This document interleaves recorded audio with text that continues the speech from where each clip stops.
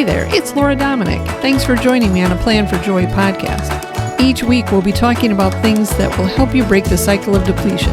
You know, the one that has you going from doing all the things to feeling overwhelmed, frustrated, resentment, anger, to sucking it up and starting all over again. And instead, learn to break the cycle and contribute from a place of abundance. Are you ready? Good. Let's go.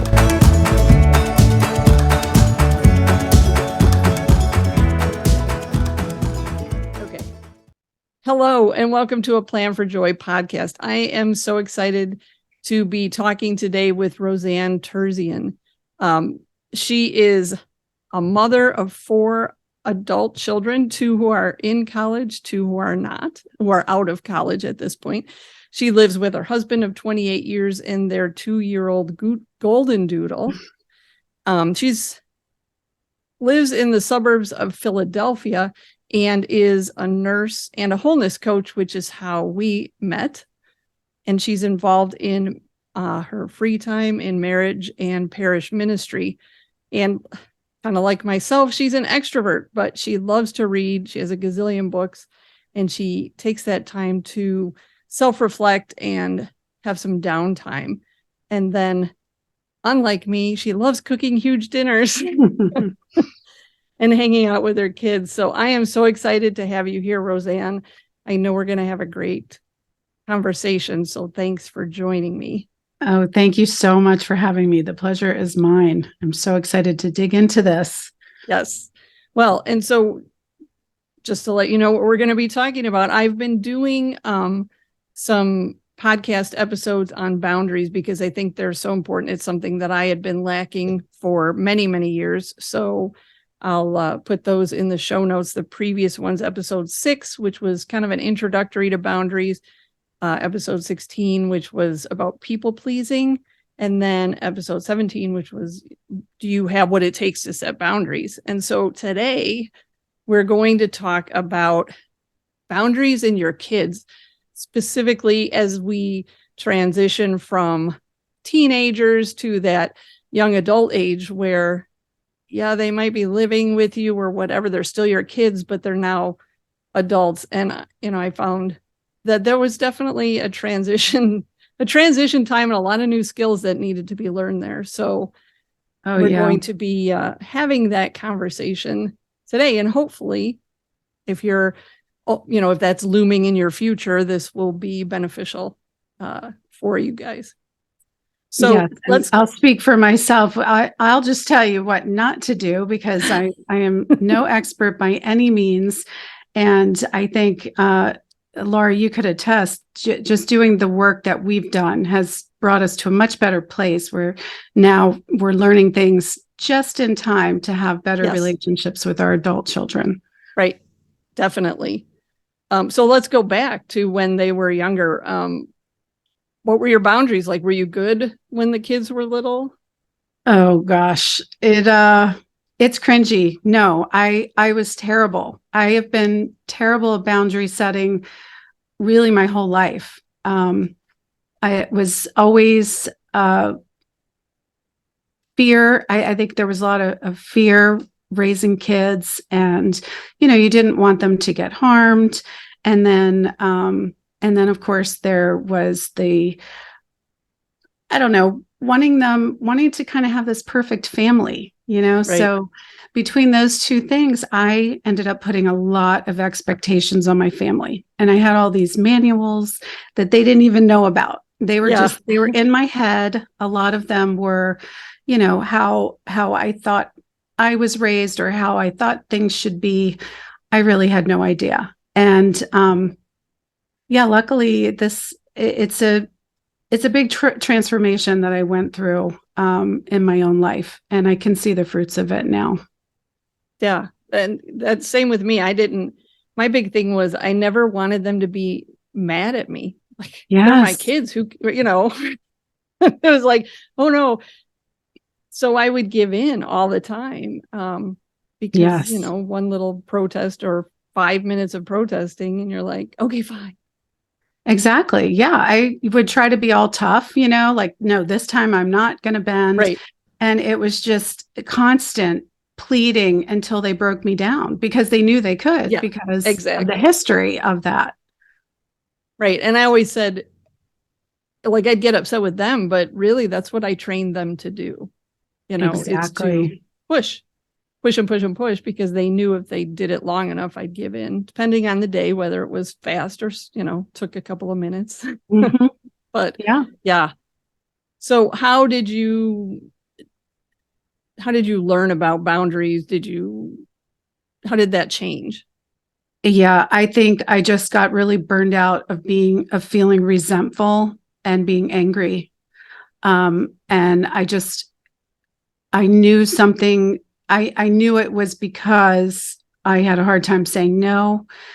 I would also just kind of try to institute all these harsh rules, like we started with no rules. It was just, remember, in my head. So everybody was supposed to know them, but then they didn't. Right. So then, we'd have a lot of issues. And then, my husband and I would write all these house rules. They were always written by me, this is what we need to do. And it's like a million rules that like nobody could follow. It's just so ridiculous. Right. And then it was just a setup to be broken again. But I would say, the biggest thing was just the resentment and feeling taken advantage of by my kids all the time. And I just didn't want to feel that anymore. Right. And I don't know, maybe I did hear the word boundaries before, but it never really sunk in.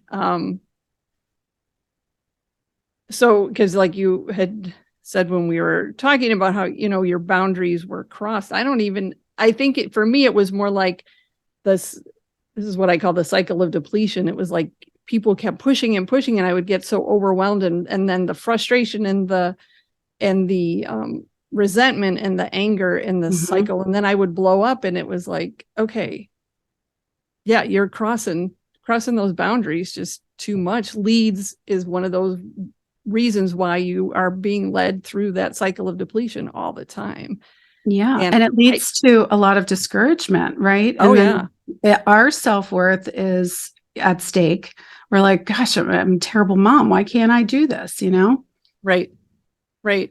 No, I agree. It was a really hard way to live. And I wish I had found out about it, when my kids were younger, because I think it would have changed a whole lot of things for everybody. But then, okay, so we get to high school age, which, is challenging in and of its own right.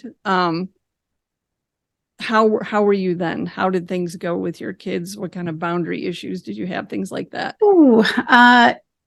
High school was really tough. That was probably the most difficult part of my life, raising teenagers.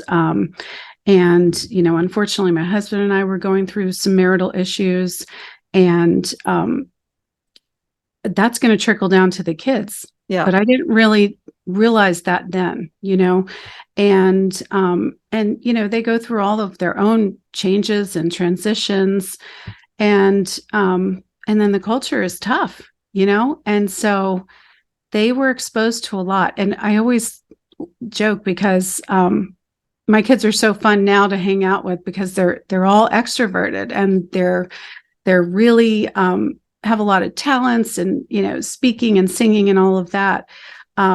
So that kind of goes along with that kind of social lifestyle and wanting to go to parties and all that kind of stuff. So we dealt with that with all 4 kids. And so we would have issues with, did somebody drink tonight? That's an issue. Or, did you come home too late? I need you home by, whatever. It started at 11, and, then it would be midnight as they got older.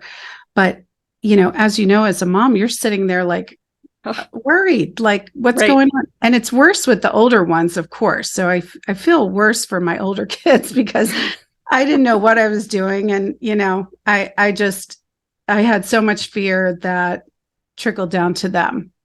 I don't even remember if they would have had phones. Yeah, that was right at the beginning of phones. We never had phones, but they did. And I would probably be calling all the time. Where are you? Where are you? Not home. You're not home. Instead of just letting them come home late and then saying, okay, well, now you don't go out next weekend or something. Right.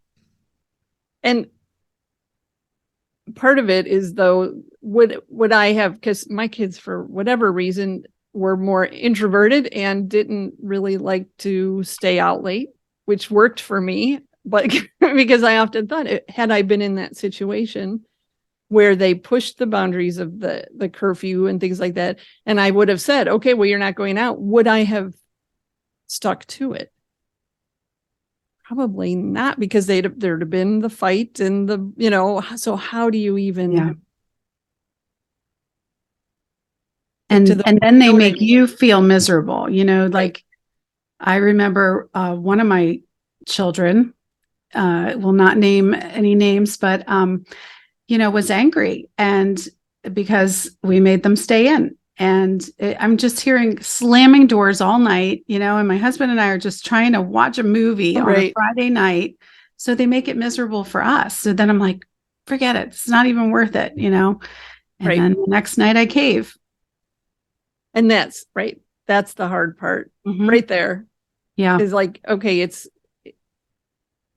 is there a way to hold these boundaries with teenagers who have their own opinions and are willing to express them, and kind of block it, like just have that resolve that no matter what they do, I'm sticking to my guns. I don't know. Yeah. That so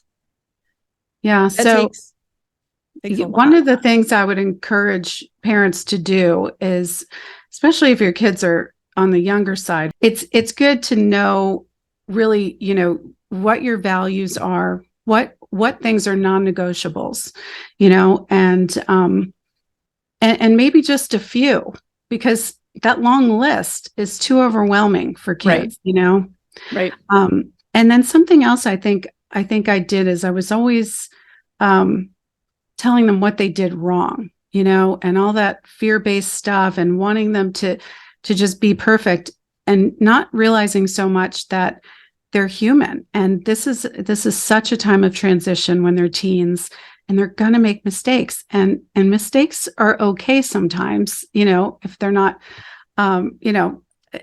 life or death, because they teach them, and that's how they grow.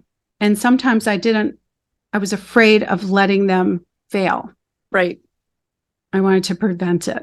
That, as a mother, you want to protect your kids, but as I've learned in retrospect, sometimes they need to learn from their own mistakes, and that's hard to do as a mother, to watch them do that. And I think another thing too is communication. Like, huge. Starting from a young age, having those open lines as much as you possibly can, open lines of communication. And as we've learned too, positivity, like that, like you said, it's not all about communication about everything you've done wrong, but let's talk about what you've done that's really good, and where you're at. And absolutely. Yeah. I heard Ed Milet speak recently, and he was so amazing. And one thing he did that just, I had tears in my eyes, was he would just grab his kids by the face and just tell them, let me tell you who you are. And he was constantly telling them all those wonderful things about them that helped with their identity and their self-worth. That way, when other things happen, they know why you're doing things. They know how much you love them. They're not looking at it as, oh, you hate me or something. So that was really powerful. Yeah. And then a couple of things that I learned, I really got so much better, thank God, by the time my youngest was in high school. And there was some therapy in there too at times when things got really tough. And I had a wonderful therapist who would say, don't be so hard-nosed. Like, you can be firm but fluid. Like, right. Your daughter wants so bad to go to this dance on a Friday night, and maybe she did something really wrong, but why don't you work with her to come up with a good consequence instead of taking away the dance? Yeah. And that was reasonable. That was really reasonable to me. And guess what? what my daughter would come up with was usually worse than what I would have come up with. She'd be like, "Oh, Mom, I'll do the dishes for 2 weeks or whatever," and so that was kind of a win-win. And then with communication too is just the empathy, for Right. what they're going through. There's so much that they have on their plates these days, so much anxiety. Yes. I heard recently that the amount of information that we take in a day is what they would learn in an entire year back in the 14th century. Wow. I mean, that's a lot to handle. Right. Right. Very, very overwhelming. And something that I don't even think, well, because or at least me, pre-phone times and that growing up in a completely different, well, mostly different environment without that social media, presence and everything. Yeah. Not necessarily something we can relate to at that age. So that makes it hard too. But we do have that one thing in our back pocket, so to speak, and that's our faith, which I can't imagine doing this without faith. And so when we were talking one time, you had talked about the Blessed Mother and the role she played. Would you mind kind of telling us how that went? Yeah. No, we went through some tough stuff with our son, and praise be God, he is the most wonderful adult human right now. He actually is a motivational speaker for teens and stuff, and he tells his story and just inspires all these kids. And he's a musician, and he writes like Christian-based music and things about.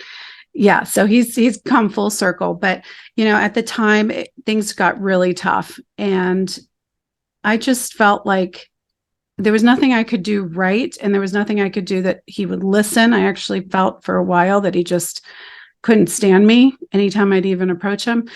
And so I just, I actually went and talked to a priest one time who just said, "You know what? Just give him over to the Blessed Mother. She's our spiritual mother. She'll take care of him better than you can." And it was so true. And so I kind of, did this act of just giving him up to her. And I knew she would. And so, that was one of the many times that I just fully surrendered. And, from that moment, it was actually when he went to college, and he went far away. And he actually just had a major conversion himself. Wow. In college, and just the people. Oh, I remember asking her to just send people that will help him, just send helpers. And that's exactly what happened. There were all these wonderful people that came into his life and, kept him on the straight and narrow, and just, so many wonderful things happened. And I was at peace.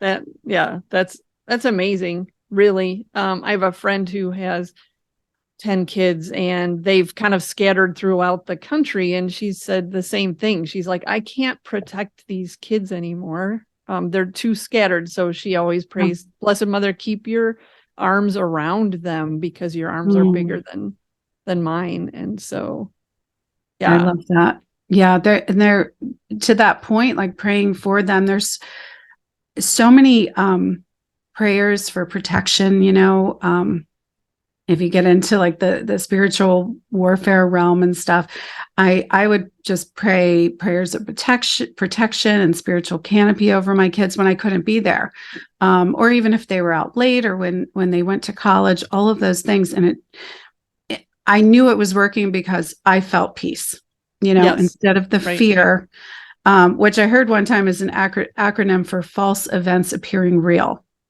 So instead of the fear, I was left with peace. Which is what we're all. That's what we're looking for. I mean, you can just drive yourself crazy otherwise, especially when they're away at college and you don't really know what's going on all the time. So yeah, without faith, I think it would be really difficult. Yeah. There was a book I read around that time too, when things were not going too well. It was a book written by Ruth Graham, who was the wife of Billy Graham, and it was called Prodigal or something. We can link it maybe later. But there was, what she said in there was, and this stuck with me so much, all I can do as a mother is just love and support my kids, encourage them. I can certainly pray for them, but I cannot cause a conversion. I cannot make them believe a certain thing. Only God can do that. Right. So I would just, start asking myself all the time, okay, what's my job and what's God's job? What's my job? What's God's job?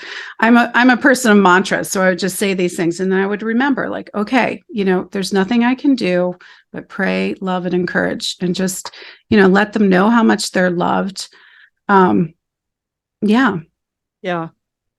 Well, so now that they are young adults, like, what's your age range? So now they range from 18 to 26. Okay. So now that they're that age, however, your boundaries change, because that brings a whole new dimension to your involvement in their life. Absolutely. It's a lot different because of everything I learned. I want to respect them as human beings. I want to honor their own journey of life, and also respect that, at that age, they're idealists, and it comes from a good place. They see the world as good, and I don't know, they just look at everything from eyes of wanting everything to just be good, and it's better than you think, Mom, and all that. So I really remember that they have a free will. I really look at God and how he parents us. He's the ultimate parent, right? And he has the ultimate rebellious kids. I mean, we're just terrible. And he never makes us do anything. He doesn't force us. He doesn't manipulate us. He doesn't, none of that. So I just, take a clue from God, and I try to really just let them make their decisions. When I am concerned about something that maybe goes against our values or something that they've learned, I will gently, can I have a conversation with you? Like, and I'll say, this concerns me. But I say, but I trust you that, you'll make the right decision. And, back to the mistakes, like, and if you don't, it's okay, because you'll learn from it, Right. So just kind of giving them that confidence that, and a lot of times they do surprise me. They do. And they're all, I think they're all pretty prayerful, because they'll text in our group chat, hey, can you guys pray for me? And, or they'll tell me they, something got tough and they went and prayed. So I don't know. I think somewhere they get it. Right. Right. And it is hard when you see them make decisions that you don't agree with. I've handled some of those well, and I've totally blown some of them. I don't have too many regrets, but there are a few in that situation, because you're thinking, why did you do that? And so before I really got a handle on this, like you said, with your older kids, you tend to make more mistakes. And then as they get, the younger ones benefit from all of that. You can look back and go, okay, I totally blew that. I don't agree with what you just did, but free will, right?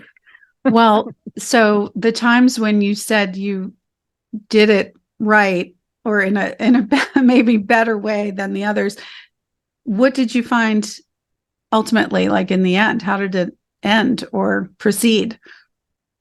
Well, it's kind of like an ongoing process still. You know what I mean? It's like, okay, I have to just keep reminding myself yes, that, okay, it's almost like, okay, communication with them, but it's Mm-hmm. also communication with me.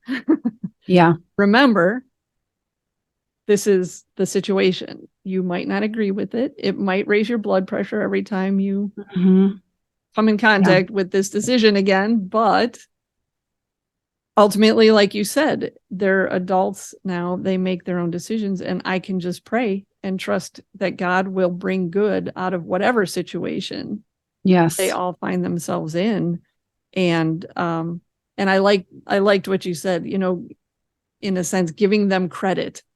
Mm-hmm. Sometimes I think as mothers, we're like looking, you're just so used to looking for the bad all the time. But Right. you need to see the good and Yeah. celebrate the good. And they teach us a lot of times, Right. So I think if we can, have that heart of humility and forgiveness and just wanting to connect, to realize that relationships are more important than being right. Right. Sometimes. Right. Yeah. So But I've known people who have, some things have been so important to them that like when their grown kids have gotten married, they've stayed away or they didn't show up at a wedding or something. And I think that's really drastic and it has major, major consequences from what I've seen because that other person, maybe who you didn't like or something, is never going to be able to forget it. And ultimately, those two become a couple and they might shut you out of their lives. And I've just seen it happen so much. And it's the saddest thing I've ever seen. Right. No, I agree. That's that focus on how can we make this relationship continue to work because there's so much of that within families.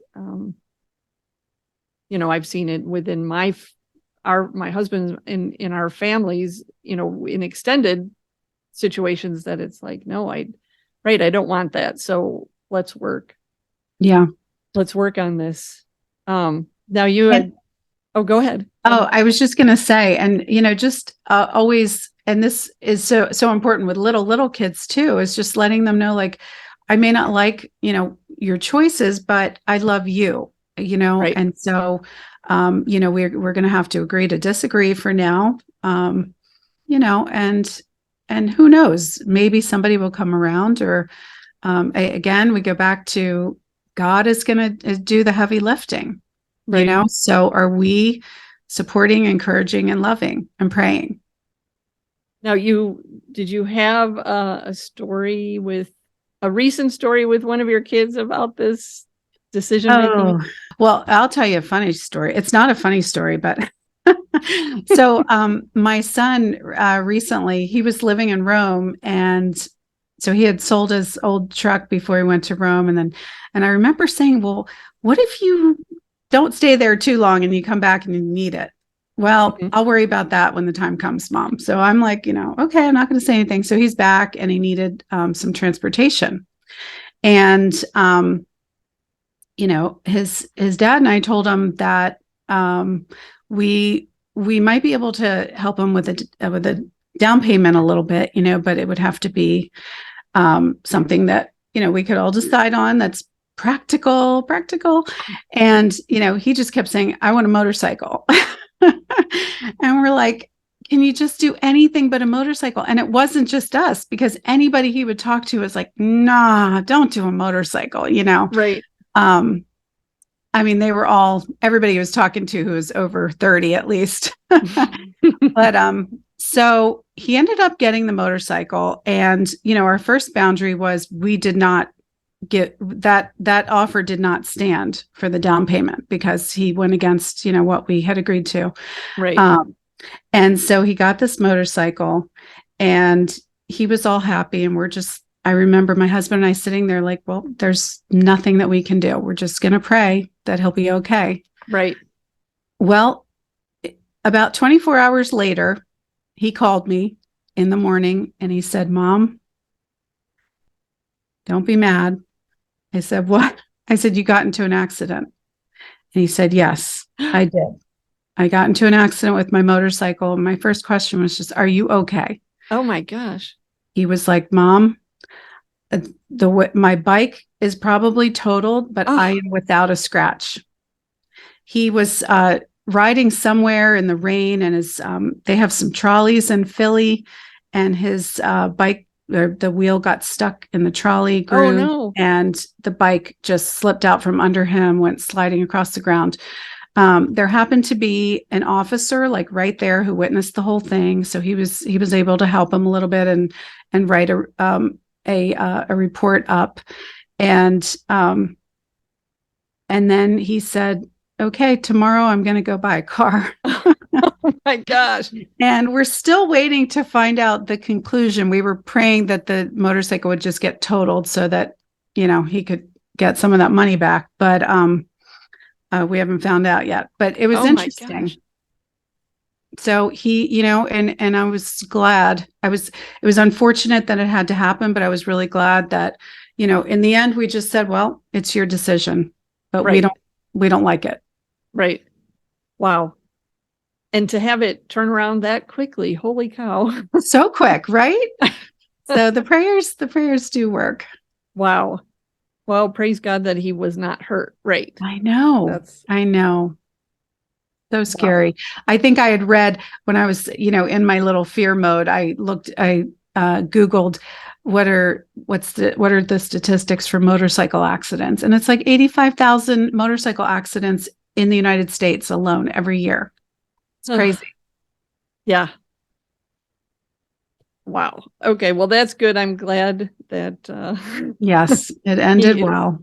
Safe, and that and I think it's a good lesson for him. Yeah. Definitely. As well as him being safe. Yes. So then, like, I always admired my own mother because, I mean, we've been married. My husband jokes because I never can remember exactly how many years we've been married. So I'm not even going to say because I'll get it wrong. But a long time. And but all those years, my mother would never butt in on anything. Now, I would tell her things that were going on or whatever over the years, and she would never give me her opinion, or even unless I asked for it. And she had no boundaries. I love that either, which is why I didn't know anything about boundaries. But yet in this instance, for all these years, she never would like stick her 2 cents in unless I asked her, which I was always thought was very admirable and something I am definitely lacking in. So how does that work for you? Because like I said, I give my opinion to anybody, whether they ask for it or not. And it's really a hard thing to break. I'm trying. I know. Trying. I have a little something that I do myself. I physically bite my tongue like that sometimes. And I'll say, don't say anything, don't say anything, don't say anything. That's just like for unsolicited advice. But, if they actually come to me with an issue or they're upset, I ask them, do you want advice or do you just want me to listen?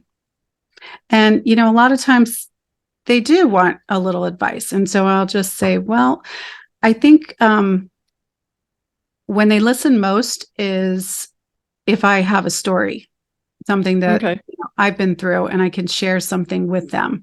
Well, this is what happened with me, or, a friend, or I've heard this from another parent. So I don't know, and a lot of times I'll say, I don't really know. I don't know what the answer is, but, I can offer you that, or I might just give them some strategies, No, I like that. I like that question. What is it you want from me? Are you just wanting to talk? Yes.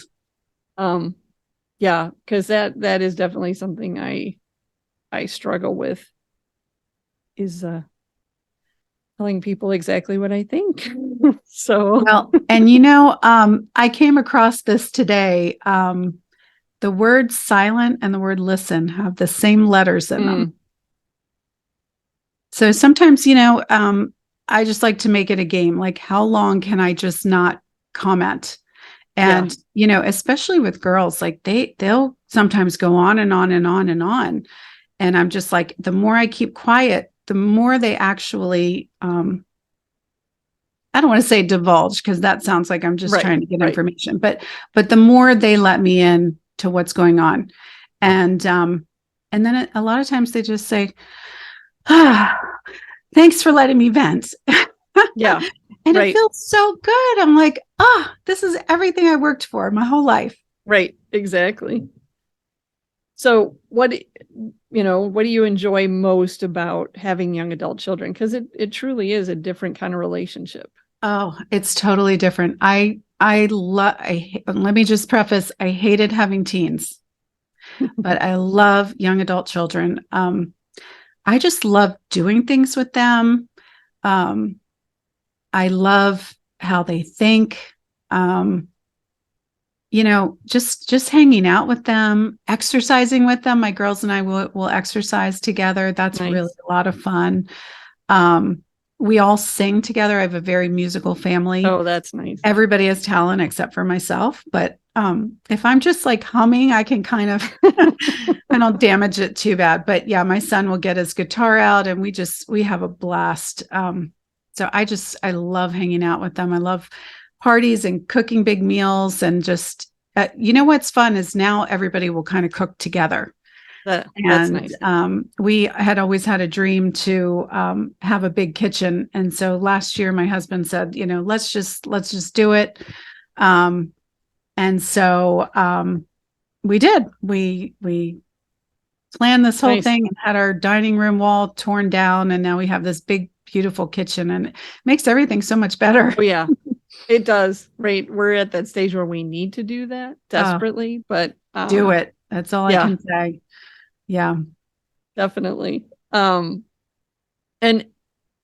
like, what do you think the biggest struggles are with having young adults? Because all four of your kids close, right? They're close all by you, 2 years apart, and they all live close by. Yeah. Okay. It is definitely the world that we live in. I mean, this world is tougher than it's ever been. The culture, there's so much confusion. There's so much animosity towards people and hatred. And then, then you mix in the pressure of social media and just all that comparison. And then, I live here on the East Coast. So mix in a little bit of the rat race and, constantly trying to go up that ladder of, perfection and, all of that. And it's a tough world for them. Right. No, I definitely agree. I think one of the things that I always had hoped was that all my kids, well, first of all, I never expected to have 7 of them. So that was the first thing. That's amazing. But when I was younger and I would think about it, I was like, oh, it would be, we were always lived in proximity to the rest of our family. And so when 2 of my kids moved, one lives on the East Coast, one lives on the West, or close to in the West, in the middle of nowhere. So I've got, a big distance, and it's very difficult not having that same, like, growing up like we did, where you were just always around relatives and people were always there. And so to have 2 kids that are farther away. Yes. Thank goodness for communication. Absolutely. That we have video abilities that we can see them, but I think that's difficult. And I'm not there yet. We don't know where everybody's going to end up. But what I do know is my husband and I felt a lot of pressure from one side of the family when we moved away. And it was really bad. It would actually, get me very down and depressed. And even when I would visit, I would constantly visit and then feel bad that I was leaving.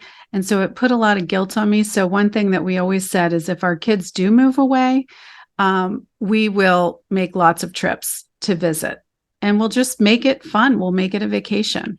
Right. And yeah, that's, like I said, my daughter on the East Coast, that it's easy to visit her. Yeah. You hop on a plane, you're there in no time. My son Yep. lives in Wyoming and it's very difficult to get to. And I have altitude sickness when I'm there, so it's not enjoyable. So it's like, oh, yeah. So we don't see him as often, which is hard. Right. And maybe it's not forever. Right. Right. So yeah, it's always that's again, also, and that was one of the things I learned about boundaries is, okay, they make their decision and we've fully supported them in their decision. It was, good for both of them to live where they live. But yet at the same time, I'm allowed my feelings. Yes. But we need to keep those two separate, I guess, in a certain sense that, yes, they've made good decisions in doing what they're doing, but I can still be upset about that. Absolutely. At times, sometimes it's like, great, it doesn't bother me. And so it's when, right, that whole guilt thing, that's not going to build the relationship. And so I've tried really hard not to do that. But sometimes you're like, you know what? I'm just really sad that you're not here right now. Yeah. Yeah. And your feelings are totally valid. All of our decisions have consequences, right. Whether they're good or bad. And sometimes the consequence, it extends to others. It extends to our family members. And that's unfortunately a consequence for you that, it's going to hurt. You have that pain of being distant. Is there anything else that you would like to add as we kind of wrap up our discussion here? Well, as I said before, boundaries have always been an issue for me. And it's really probably been the crux of all of the biggest problems in my life. But you can learn them. And it's usually a matter of courage, just courage over fear. And it certainly makes you feel good because boundaries are protecting us, right? They protect us. They give us safety. They give others safety a lot of times. And then when we have boundaries, we teach others to respect their own boundaries. We give them permission, and we definitely teach our kids, because you and I, like you said, you mentioned your mom. This didn't happen out of the blue. Like that, we grew up in homes where, boundaries were loose and all of that. Right. So, but it's never too late, and we can always, pray, and we have that. One prayer I love that I wanted to mention was the Surrender Novena. Okay. I don't know if you've heard of that. Mm-hmm. That was Father Don DeLindo. And that's a favorite of mine, and I've passed it to a lot of friends because, it's basically like Jesus is saying, like, don't you think I care more than, like, as much as you, if not more? Like, right. I created these individuals. I'm going to take care of them. I'm going to take care of everything. It's only in true surrender. So, we make our boundaries according to our values. We first, sometimes it takes clarifying what those are. Right. And I think that would make a good discussion with adult children. Like, what are your values? How do you think you're going to raise your kids and stuff? But, right. Yeah. And then sometimes people get mad, when you have to instill a boundary after years of, caving. Right. Yes, exactly. And that's where a therapist told me one time too, like, just, it's okay to say, you know what? I know it's not been like this ever, and I've been terrible at boundaries, but I realize it's affecting my peace and things need to change. They need to change for me and for you. I don't Right. want resentment, when I deal with you or this issue or whatever. So yeah, I think we're both on a good path now. Right. And I know I've seen the Surrender Novena. I should be able to find a link for that somewhere. Oh I'm yeah, I have sure. a link I can send you. Oh, okay. That'd be great because I'd love to link that up for anybody else who might need that. But so I really appreciate you joining me today. I think it's so hard to raise young adults. Well, okay, at this point, we're not raising them, but to have young adults, to have gotten them to this point, I think it's just so much harder than it was when they were toddlers and, running all over the house and everything. Bigger kids, bigger problems. So Absolutely. it's a whole new skill set. And like you said, God is good and gracious with us. So hopefully we can then extend that to our young adult children also. Yes. But yeah, well, I hope your listeners, learn something, if only not to do what not to do. Right. But yes, prayer, and then more prayer. Yes, absolutely. There's that one book, I have it right here. I don't know if it will show up, but yeah, the boundaries with, I have a background. So boundaries with teens, Dr. Townsend. Okay. And, he wrote a lot of boundary books that are quite excellent. Right. I've read the main one. Yeah. And just boundaries. There's boundaries, the boundaries in marriage, boundaries with teens. There's probably even more. Okay. Yeah. Good to know there's other ones. I didn't realize that, but it was pretty much a life-changing book. Oh yeah, absolutely. So, to know that boundaries are okay and not selfish and not. Yeah. That was kind of my rule book at first. When you had asked earlier on, like, how did I start to institute boundaries? I like got that book and I was like, okay, I'm just going to follow what he says, Right. And it wasn't so cut and dry. A lot of it is just really getting in, like dig into, the empathy parts first and relate to them. Then you have to tell them the boundaries. And then you always give them the freedom. It always goes back to saying you have a choice still. You may not, you may choose not to do, what is a rule for us, but then you'll have the consequence. Right. And natural consequences are the best. Yeah, exactly. I mean, that's where they're going to learn. Right. Yeah. And I so many times would bypass that whole thing. Yes. Like, no, should have done the sowing and reaping. Yeah. I loved when it was a true natural consequence that I didn't even have to get involved in at all. Those were the very, very best. And that's why sometimes it's just good to bite our tongues and take a step back. Yep. Well, I know I've learned a lot just from talking to you about all this too. So no, me too. Thank you for having me. When I found out this was about boundaries, I was like, oh gosh, I'm the worst. But it helped me to really think about things and realize like how much that's an important part of my life now that I want to keep going. Yes, definitely. And we're never too, like you said, never too old to change. So if you think that you've messed it up all these years, you still can change and it's still good. Always. So, but all right. Well, thank you very much. I hope you guys enjoyed this episode and got a lot out of it. Feel free to comment, like, share, all those good things. And then I will see you again next week. God bless.